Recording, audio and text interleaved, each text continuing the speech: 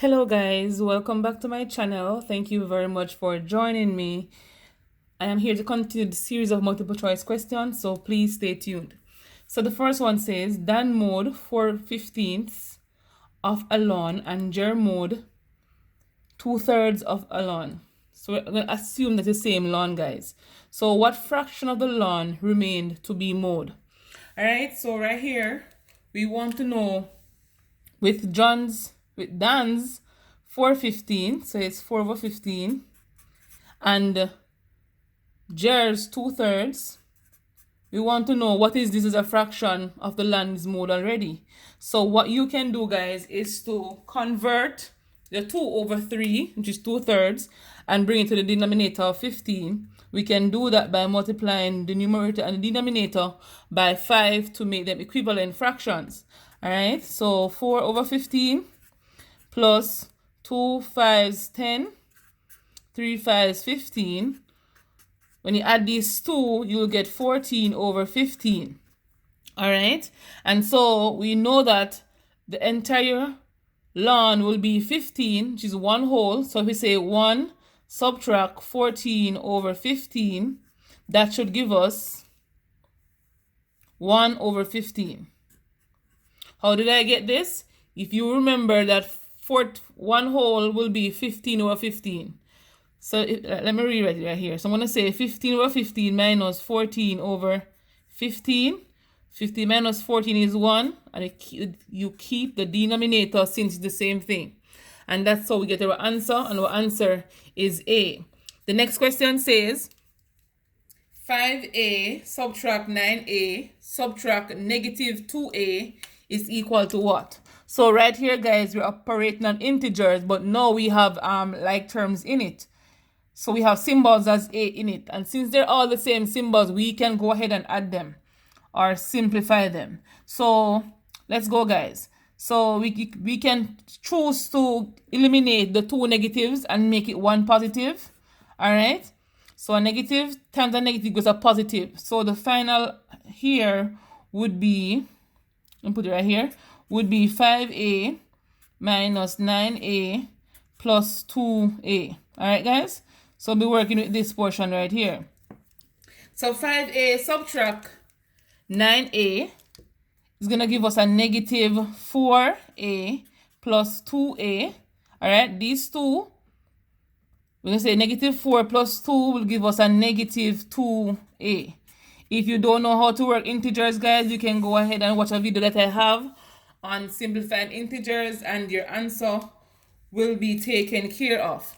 All right, this question, it says tan PQR is equal to, so what we have to do first, guys, is to establish that whatever letters in the middle represents the angle we are trying to find. So the Q is in the middle. That means the angle is at Q.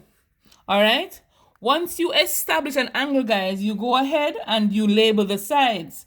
So the side opposite to the angle is called the opposite side. The side the angle is sitting on or adjacent to the angle is called the adjacent side. And we know the longest side is the hypotenuse. So PQR, and it says tan. So tan of Q is equal to what? We know tan, put it right here, means tower, opposite over the adjacent. So the opposite is Q, and the adjacent is 30. All right, so Q over 30 is at B, and so we know our answer is Q over 30. I hope this was clear to you all. The next one says factorize completely. Right here, we have the difference of two squares going on. How do I know that? Because 25 is a square number, x squared is a square number, and negative 1 here is also a square number. Because negative 1 will be 1 times 1. Alright, so the first thing we do, guys, is to go ahead and break these down into factors. So negative 1, I'm going to do negative 1 first. It's going to be a positive 1 times a negative 1. Alright? 25 is going to be 5 times 5. Okay? And x squared is x times x. Alright, guys, so what we do is to take each term take a term from each side. So we're going to take 5x. So that's gone. I will take the positive 1. All right. Next, we take the next 5x and the negative 1. Okay, guys, and that's how we get it. So it's going to be 5x plus 1, 5x minus 1, which is C. And if you don't remember the difference of two squares, it's basically having a binomial with the same two terms inside, but each term have a different, the last term will be negative, or based on how they write it. So the last term would be negative. So there's a positive and a negative bracket being multiplied by each other with the same terms inside. All right, this one. So given a set of data, 1, 2, 5, 6, 7, 9, 12, 15, 18, 19, and 27, we are asked to determine the median. So the median is the middle number, guys. So what we do is to go ahead and cancel from each side. So we're going to be taking this one, 27, this 2, 19, this 5, this 18, this 6, this 15, this 7, and this 9. So guys, I was able to do this because I realized that the numbers are in order already. But if your numbers were not in order, you'd have to go ahead and order them according to smallest to largest or largest to smallest. All right, guys, so you have to do that. So here, I went ahead and I canceled, and so I found that 9 is my median, and so the median is B. The next question says determine the interquartile range. So for interquartile range, we need to know what it is. So it's the upper quartile subtracted the lower quartile. All right, so it's Q3 minus Q1. How do I find Q3? How do I find Q1? One thing you need to know first, before you can find these two, you need to go ahead and identify your median. All right, after you find your median, to find Q1, you take half of, you find the center of the first half. So we have one half on this side and another half here. So Q1 is somewhere up here. So with Q1, you will not involve the median in it. So the 9 is basically out. I'm going to draw an X right here. So the 9 is out for now. So we will find half of this data here. I'm going to be using the marker to cancel them out from either side. So let's say we have this set of data to work with. We don't know about that side as yet.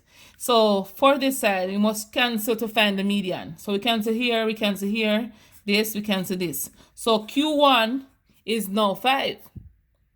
All right, guys. So once you identify, you don't involve the median in it. You go ahead and find half of the data on this side. So our Q1 is 5. So I'm going to put it right here. Q1 is 5. So Q3, the same thing on this side, guys. Find half of this data. Do not include the median in it. So remember the different color marker to hide it. So remember, we're working it down here now, guys. So let's cancel. So cancel the 12, 27, 15, 19. So our Q3 is now 18. All right. And so Q3 is 18.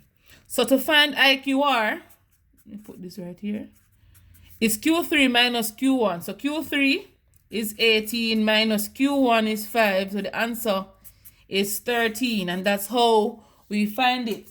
So guys, it's very important to know that we could only do it this simple because they only have odd numbers. But if they had even numbers, it would be a different working out. And so in the next video, I'm going to bring some of those questions for you so you'll have an idea of how they are given. Okay, guys, I hope you understand what I just explained. If you don't understand, feel free to leave me a comment in the comment section below. And you know, I always respond to you.